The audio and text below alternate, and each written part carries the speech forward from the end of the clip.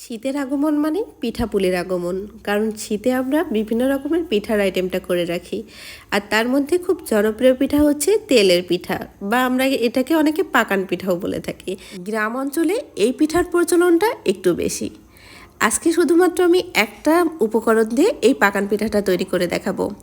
এই পাকান পিঠাটা অনেকের কাছে খুবই কঠিন, আবার অনেকের কাছে খুবই সহজ। আমার কাছে একদম পানির মতো সহজ। পিঠা তৈরির জন্য এখানে আমি 2 কাপ পরিমাণ শুকনা চাউলের গুঁড়া নিয়েছি, যেটা মিনিমাম 6 মাস আগে গোটা চাউলের গুঁড়া।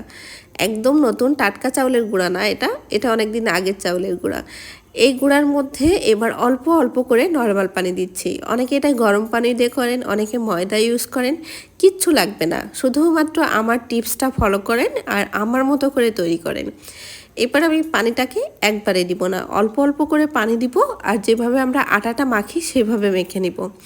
অল্প অল্প করে দিচ্ছি, অল্প